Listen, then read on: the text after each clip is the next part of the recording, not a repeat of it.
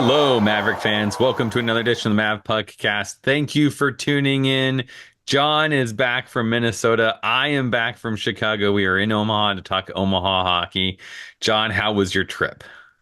It was great. This was our fifth trip up to St. Cloud to watch UNO play there.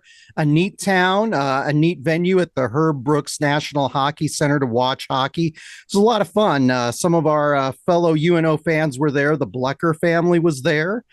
Tim and Andrea Olson were there. They were all sitting in front of us, so that was a lot of fun to get to sit by them. Got to catch up with some St. Cloud State fans we know. Johnny Mack, who's Fight the Pants on Twitter. He came up and chatted with us and got to meet some new fans that follow us on Twitter that we hadn't gotten to meet from St. Cloud before. And of course, when it comes to these series that we play in the state of Minnesota, because we have a number of players on our roster from Minnesota, there were a lot of parents in attendance. So it's always nice to see them getting out and supporting their boys. So we had a good time. And it was our 11-year-old niece, Scotland's first UNO hockey road trip. So very exciting for her to get to experience the Mavs on the road for the first time, Jason. Yeah, I'm sure that was really exciting for her. How did Lexi do at her hockey tournament in the greater Chicago area? It was rough. They played well, but there was a lot of talent out there. So not great outcomes, but they played hard and scored a few goals at least. So I don't know if I'm spoiling anything here, but I'm going to go ahead and do it. Lexi is going to play lacrosse in college next year. So this is kind of her last hurrah, right? Playing organized hockey for you. Yeah, so a little bittersweet on some of these. We were talking this Chicago. This is the first time we've played hockey in Chicago. And it'll be our last time probably playing hockey in Chicago. Yeah. So. When we started the podcast back in 2018 was when Lexi started playing hockey. So I feel like I've been following the trajectory of her career. Very excited to see what college holds in store for her next year. So glad you had a good tournament. Glad you got to go on the road and get to experience hockey in Chicago, because I know you guys have been around the Midwest, but so Chicago's apparently a new destination for you. At least once. At least once. Well, we got to talk about the St. Cloud series, but before we get to that, we'd like to thank our founding members for their support of the Mavpuckcast this season. As I am talking to you, you are seeing a scroll of their names here on the video version of the podcast that we post to YouTube. You will also see that scroll at the end of each episode of the Mavpuckcast. And if you would like to support what we are doing here at the Mavpuckcast and on mavpuck.com, visit mavpuck.com/donate. But we got to talk about that series up in St. Cloud. St. Cloud State was ranked 9th in the nation coming into the series. Senior forward Zach Erdahl was back in the lineup. He got injured during that series a few weeks ago out in Tempe at Arizona State. So it was great to have him back in the lineup. Top St. Cloud State goaltender Isaac Posh was not in the game. He was set to start on Friday night, but he tore a tendon in his foot the afternoon before the game, Jason. And I heard a very interesting story about how it happened. So it was crazy, the story. So he's out 10 to 12 weeks is what we've heard. So it was redshirt freshman James Gray in net for the Huskies Friday night. First period Friday, 9:01 into the period. Jimmy Glenn puts UNO up 1-0. Great goal for Glenn. It was 1-0 after the first period, Jason. Yeah, it was a good setup. Nice to see Glenn get on the board, assist to Erdahl. So picking up where he left off before his injury, it was, like you said, good to see him back on the ice, and he wasted no time to get back to being one of our most productive forwards. Absolutely right.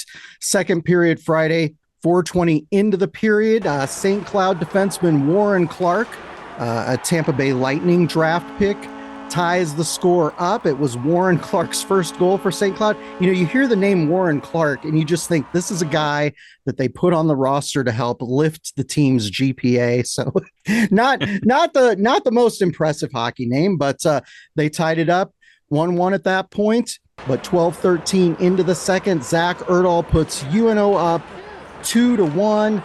Erdahl redirected Gavin's pass. It hit Gray's blocker pad, but second effort off the rebound, Erdahl puts it in. And like you said, great to have him back in the lineup. Yeah, going to the hard areas of the ice and finding his own rebound. It was a good play. And you know, like we talked about with Zach before, is he's got some really good hands and a good shot. And so you leave him open like that, I'm sure St. Cloud was thinking, well, that was our mistake right there. 17:49 into the second. St. Cloud's Tyson Gross ties it up 2-2.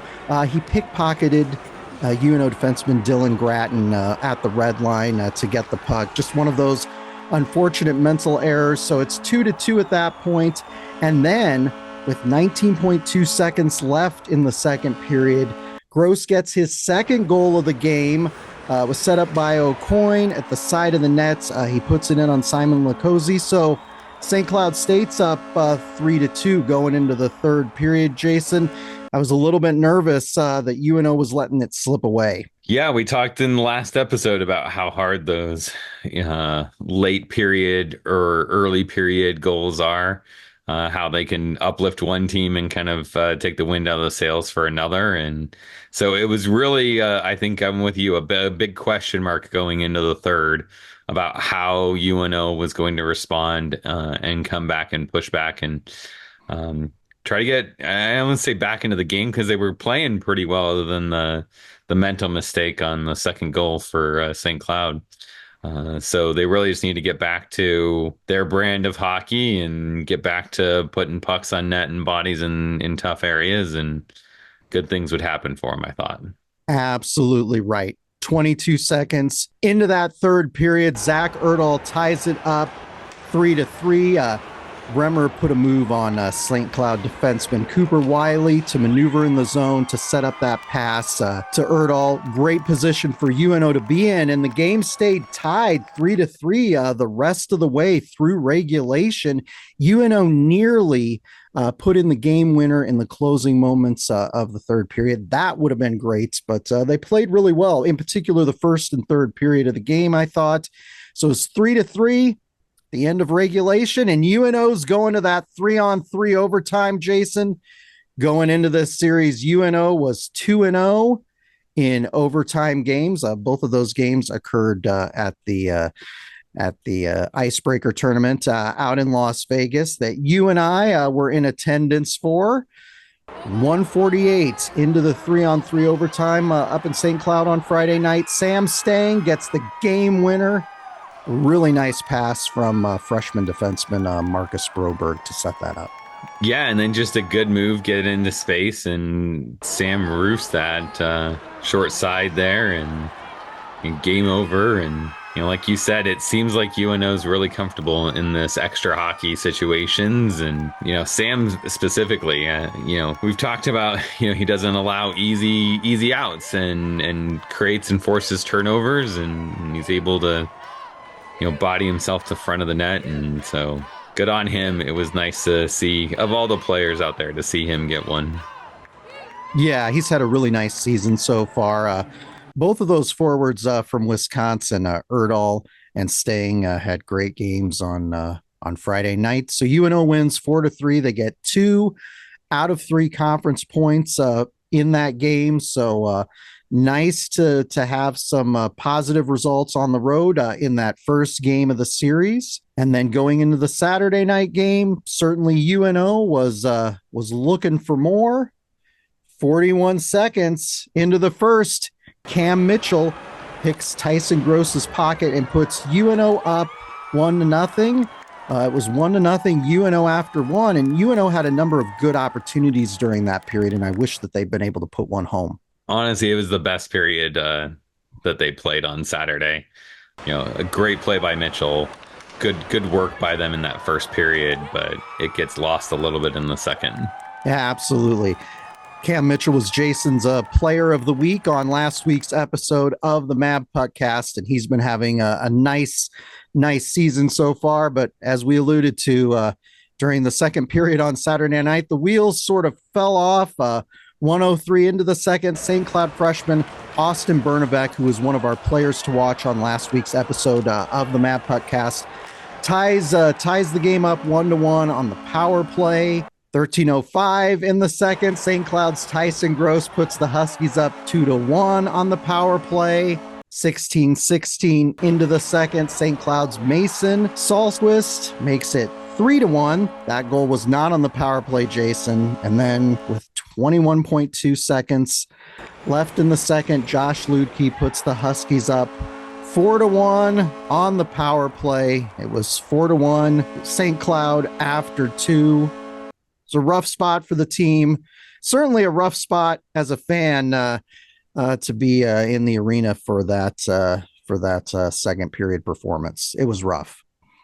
Yeah, the whole weekend special teams was kind of a rough point for Omaha. We couldn't net a power play goal on Friday, which, obviously could have got us a regulation win instead of an overtime win. And then Saturday St. Cloud goes 3 for 3, and you just, in this league, you cannot let a team, you really can't take penalties, and you certainly can't let them score 100% on their power plays. A lot of mental errors, unfortunately, on that penalty kills and over pursuit, things like that just kind of got us a little bit out of position, and that's going to happen. It's going to come with that high pressure system that they're running this year on the PK. It's really that last one, I think, that kind of did it in for me. It's that last late power play. It's another one of those late goals in the period, and it just seemed like we might be able to claw our way back in the third if it's only a 2-goal deficit, especially the way the play went. Shots were 20-5 in that second period. Like, it just didn't seem like we were going to have what we needed to overcome a 3-goal deficit in the third. St. Cloud went on the win of the game 5-2, so they added a goal in the third period. I should note that in the third, UNO's Garrett Pinanimi did get his first goal as a Maverick, so congratulations to Garrett. But a rough outing for UNO. You never know how these things are going to go on the road, and St. Cloud State certainly is a talented team. So they played two different goaltenders both nights. So again, losing Isaac Posh in net, who had a sub 2-goal per game average. That was a tough loss for them. They responded. They got it done. We'll see how things hold up between the pipes for them going forward. But regardless, 6 points available on the weekend in the conference race. UNO gets 2. So not a bad performance at a ranked St. Cloud State. Few notes from the series. Fifth-year forward Jimmy Glenn, who got the first goal of the weekend, has 3 goals and 3 assists all time against St. Cloud, Jason. So he tends to perform really well against the Huskies. So there's that. As you alluded to, the Mavs struggled on special teams, and we went 0 for 2 on the power play on Saturday night. And as you mentioned, St. Cloud went 3 for 3 on the power play on Saturday night. UNO is currently sitting in 5th place in the NCHC. Considering the struggles that we had back in October, not a bad position to be in. But Jason, I've got to ask you, who was your player of the week for this series up at St. Cloud State? The one that stood out most to me, curious what you thought live, if it, stood out as much as it did on the broadcast for me. But Jimmy Glenn really had, obviously had a really good game on, said it Friday, I think, that he got his goal, right? Yep. But he was also our best forward statistically on Saturday. And so to kind of stand out when the team's obviously not playing its best hockey, I think is commendable for the guy. And, he's kind of stepped up into a role that we didn't, you might agree, I didn't see him playing in this role on this line with the injuries and stuff. He's been called up to be there and be that guy, and he's risen to the occasion. And so I commend him for his play this weekend. Absolutely right. He definitely deserves our praise. We don't talk about him a lot. He's kind of a grinder at forward. He's not one of the flashy point producers that we seem to talk about a lot on the podcast, but great goal to start scoring for UNO on Friday nights. And he had a number of opportunities during the series. He has 2 goals and 2 assists on the season.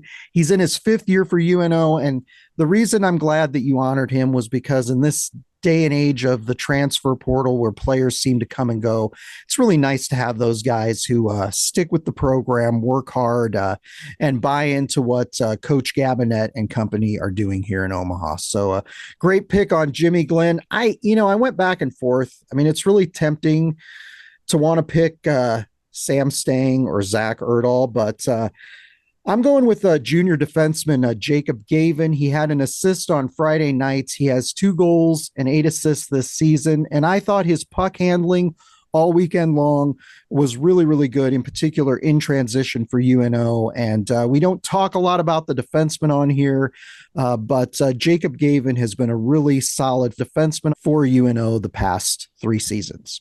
Yeah, I agree. Absolutely. So that's that's the long and the short. I of don't it. know what to add to that. I'm like, you summed it up so well. And certainly Sam Stang and Zach Erdahl could probably be a player of the week pick every week they play and every week that they're in the lineup. We've got to turn to some things you missed in St. Cloud. Jason missed everything in St. Cloud. I just do this to Jason every time. I'm like, anytime he's not with us on a road trip. As I mentioned, our niece Scotland got to go on her first trip. That was a lot of fun for her, a lot of fun for us. She has become quite the UNO hockey fan. She's very observant. She was also filming the game like I do, filming little clips for it. So it was kind of cute. Christy Rollwagon, who was sitting behind us, comes up after the game and she says, "You got quite the little protege there, Jon." And yes, I do. Yes, I do. So she will be hosting the podcast before we know it. But a fun trip for us. We went to IKEA and Mall of America on Friday morning and afternoon before we drove up to St. Cloud, made the final leg up to St. Cloud to watch that Friday night game against the Huskies. And we always take the kids Christmas shopping every year. So we did her Christmas shopping at Mall of America, and then we also did it at Crossroads Center Mall in St. Cloud. So that was a fun experience and a fun few days for us. This is my annual plea, Jason. You hear it every season on the Mavpuckcast, to have a teddy bear toss at UNO hockey, because on Saturday nights of that St. Cloud series, there was a teddy bear toss. We have been up in St. Cloud before in December when they've done the teddy bear toss. It took place during the first intermission on Saturday night.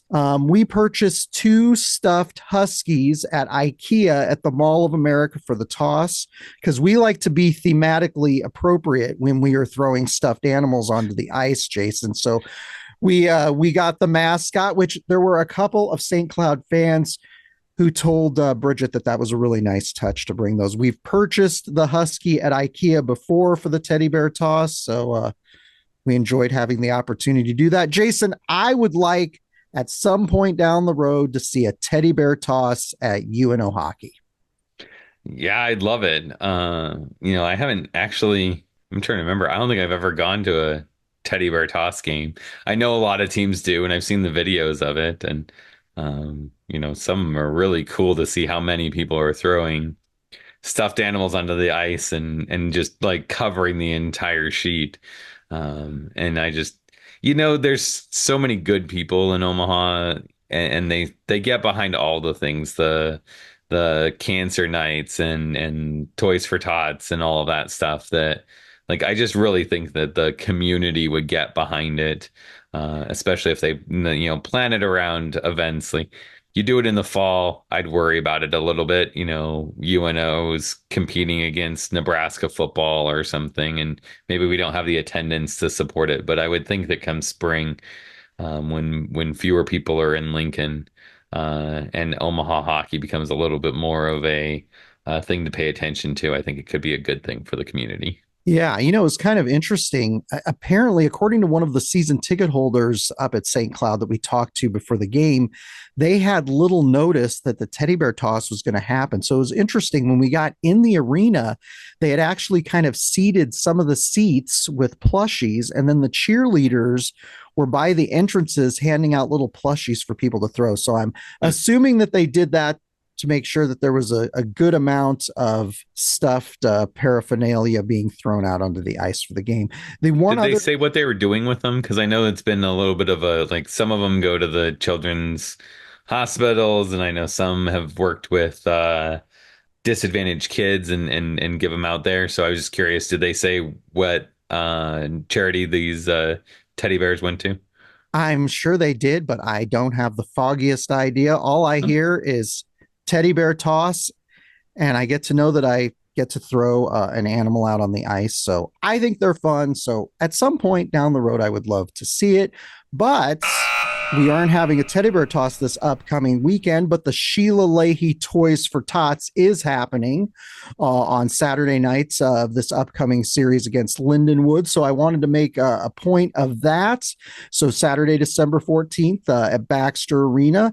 The event for many, many years was organized by Terry's wife, Sheila, up until her death in May of 2015. She was one of the first UNO hockey fans that we met back when the program started in the 97-98 season. Really wonderful lady. It was very sad when she died in 2015. Yeah, Bridget and I volunteered during those early years for Sheila during those Toys for Tots drives at the Civic Auditorium. Fans are encouraged, as always, with these Toys for Tot drives at UNO hockey games to bring new unwrapped toys for donation. Uniform Marines will also be accepting cash donations near each entrance, along with the toys. And the UNO Blue Line Club has announced that they will match cash donations up to $1,000 for Toys for Tots. So, Jason, are you going to bring some toys for Tots? Oh, definitely. We're good to go. So looking Absolutely. forward to it. Like you said, it's always a good game to go to. It is. It's always nice when they do these toy drives and fundraising drives. I remember when I was a kid, my family adopted a family that was disadvantaged that didn't have a lot of money, and I remember we got gifts for them, and I remember taking them to their house, and it was a really neat experience to get to see how excited they were. So um, always good to support efforts like Toys for Tots. But speaking of that Lindenwood series, Jason, we got Lindenwood coming to town. It's the first time that UNO has played the Lindenwood hockey program. Lindenwood is in its third season as a Division One hockey program. They had a very successful club program for a number of years leading up to that. And a fun fact, Rick Zombo was the head coach during their first two Division One seasons and in the club era. He is the dad of former UNO hockey player Dominic Zombo. He is no longer the head coach, but Bridget and I got the chance to meet him back in 2015 when UNO played in the Frozen Four out in Boston. There was a pregame party. He came up and introduced himself. Great guy. So I'm kind of sad he's not coaching Lindenwood anymore because that connection to former Mav Dominic Zombo would be pretty cool. The Lindenwood Lions are currently 3-12-1 as an independent, but they have played the likes of Wisconsin, Denver, Ohio State, and top-ranked Michigan State this season. Current head coach is Bill Muckalt. He was the associate head coach at Michigan from 2017 to 2023. He also coached with Mel Pearson at Michigan Tech. So talented coach, talented recruiter. Muckalt was also the head coach and GM for the Tri-City Storm out in Kearney, Nebraska for 2 seasons. And he won the Clark Cup championship with Tri-City in his first season as the head guy out there in Tri-City. So Wow. yeah, talented guy. In addition to coaching at Michigan, he played 4 seasons at Michigan in the 1990s, and he captained the Wolverines in the 97-98 season.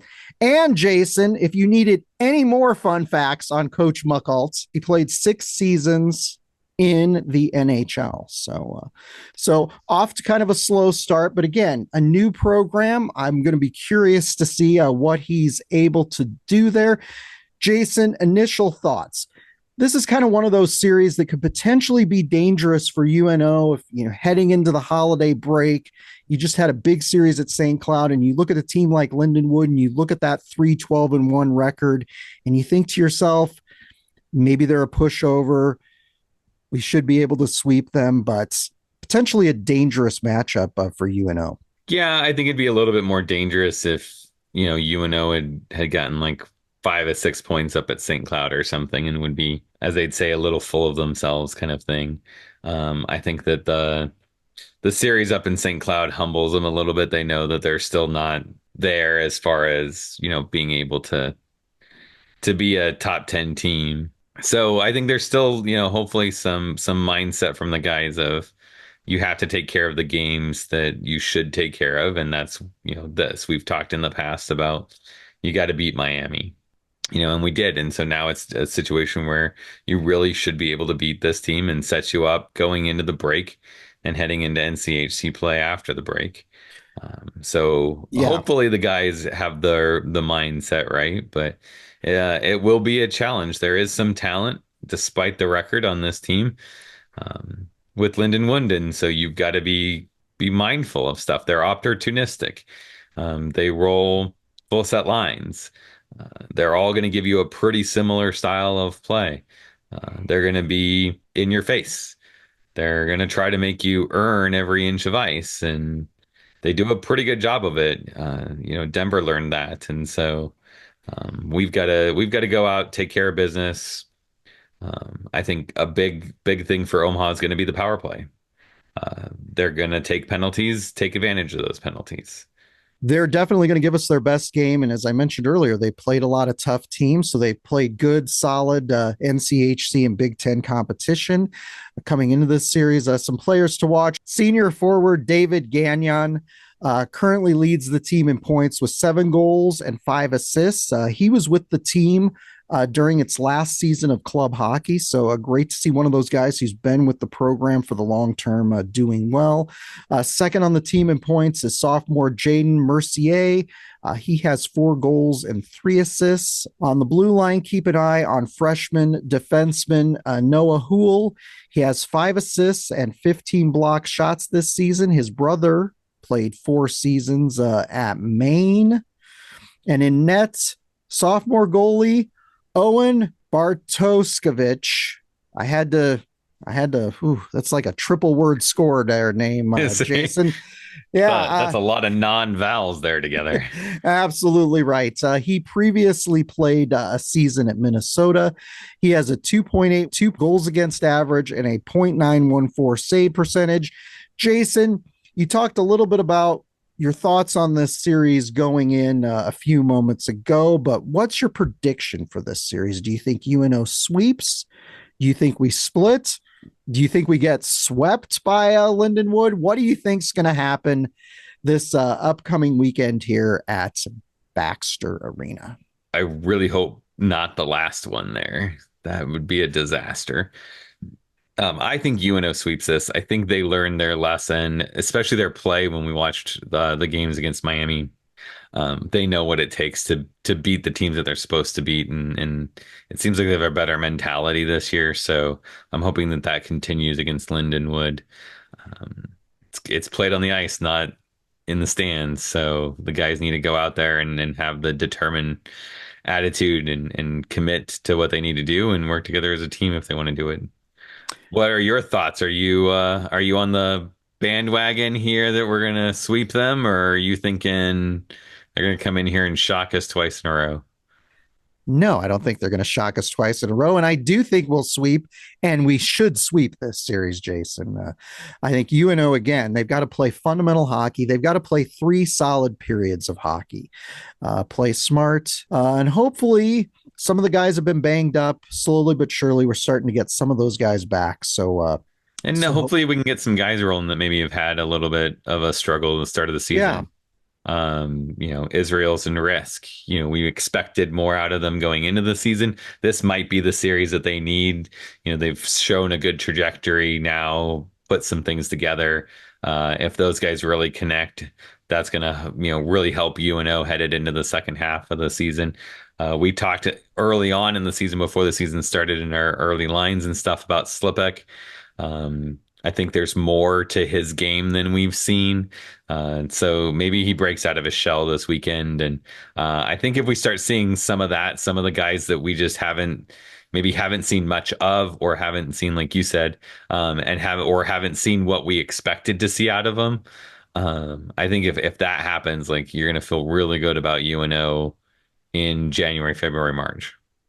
absolutely. That would be fantastic going into the Christmas break. And you mentioned Risk and Israel's two, just first of all, terrific young guys. We've gotten a chance to meet them. Fantastic. And we want to see them have the kind of success that I know they want to have for the team. And they've been on the cusp. So it would be great to see them break through against Lindenwood this weekend. We'll just have to see what happens, Jason. Friday and Saturday games will be at 7 p.m. Central Time at Baxter Arena, as I mentioned.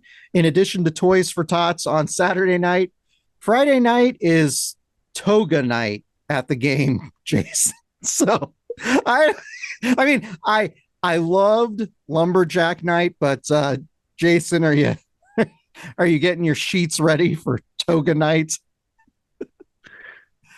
I don't know what to do with that one.